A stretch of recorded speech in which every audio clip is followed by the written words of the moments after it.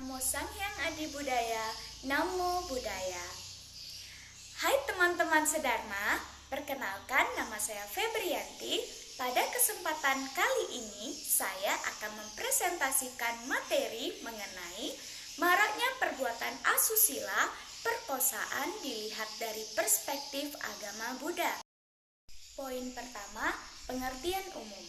Perkosaan adalah suatu tindakan kriminal berwatak seksual yang terjadi ketika seseorang manusia atau lebih memaksa manusia lain untuk melakukan hubungan seksual. Dalam bentuk apa? Bisa dalam bentuk penetrasi vagina atau anus dengan penis, anggota tubuh lainnya seperti tangan, atau dengan benda-benda tertentu secara paksa, baik dengan kekerasan atau ancaman kekerasan. Faktor-faktor perbuatan asusila dalam perspektif agama Buddha. Yang pertama, orang yang tidak patut disetubuhi. Misalnya, pemerkosaan perpacaran.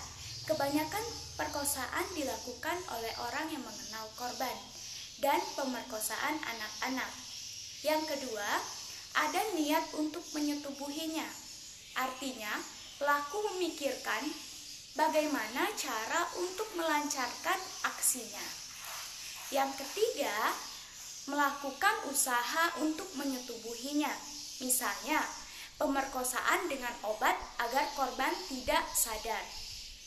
Yang keempat, berhasil menyetubuhinya, sehingga korban yang kehilangan keperawanan menjadi stres hingga mengalami gangguan jiwa, trauma terhadap lawan jenis, dan merusak mental korban.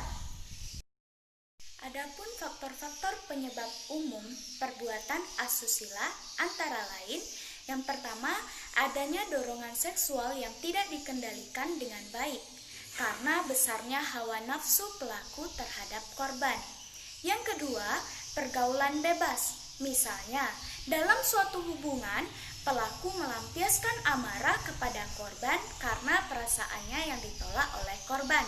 Yang ketiga, kurangnya edukasi mengenai pencegahan dan perlawanan terhadap kekerasan seksual. Yang keempat, sering mengakses konten pornografi sehingga mendorong pelaku memiliki hasrat lebih. Poin ketiga, riset penilaian umum kasus dalam diagram perkembangan. Catatan tahunan Komnas Perempuan mencatat 431 kasus pelecehan seksual terhadap perempuan yang dilaporkan dan ditangani sepanjang tahun 2019, yang besarannya naik 6% dari tahun sebelumnya, yaitu 406.178 kasus. Kasus-kasus ini terdiri dari yang pertama 14.719 kasus yang ditangani oleh 239 lembaga mitra pengaduan layanan yang tersebar di 33 provinsi. Yang kedua, 421.752 kasus pada data yang ditangani pengadilan agama. Yang ketiga, 1.277 kasus yang mengadu ke Komnas Perempuan.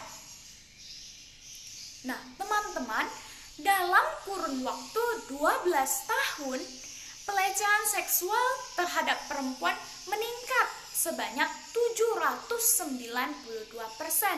Hampir 800%, teman-teman. Artinya apa? Kekerasan terhadap perempuan di Indonesia selama 12 tahun meningkat hampir 8 kali.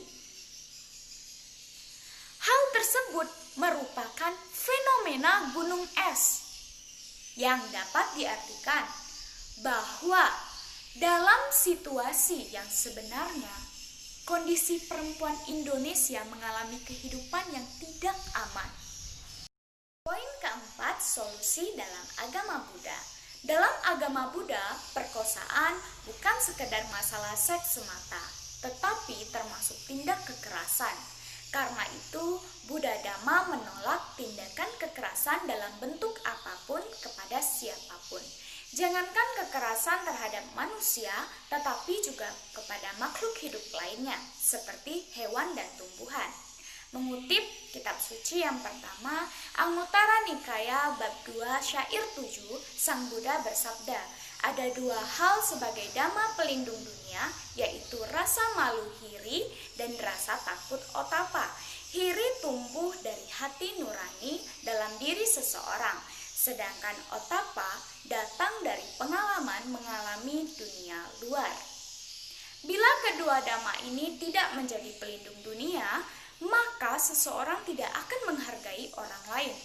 Melaksanakan sila pada dasarnya adalah menguasai dan menaklukkan diri sendiri.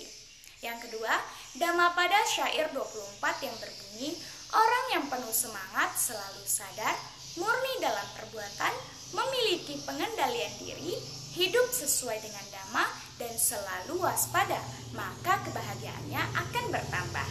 Yang ketiga, Dhammapada syair 104 berbunyi, menaklukkan diri sendiri sesungguhnya lebih baik daripada menaklukkan makhluk lain. Orang yang telah menaklukkan dirinya sendiri selalu dapat mengendalikan diri. Yang keempat, umat Buddha wajib melaksanakan Pancasila Buddhis. Berkaitan dengan topik yang kita bahas, perbuatan asusila terdapat pada sila ketiga yang berbunyi, aku bertekad melatih diri menghindari perbuatan asusila. Poin kelima, kesimpulan dari materi maraknya perbuatan asusila perkosaan. Kesimpulannya adalah berat ringannya akibat buruk dari perbuatan seksual yang salah tergantung pada kekuatan niat, cara, status orang yang disetubuhi. Pada dasarnya perkosaan terjadi karena individu yang tidak mampu mengendalikan diri. Poin keenam, saran.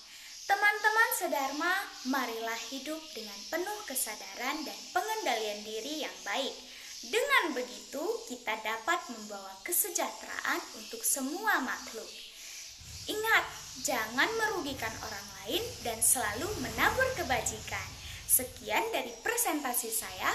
Apabila ada kata-kata yang kurang berkenan, mohon dimaafkan. Namo Buddhaya.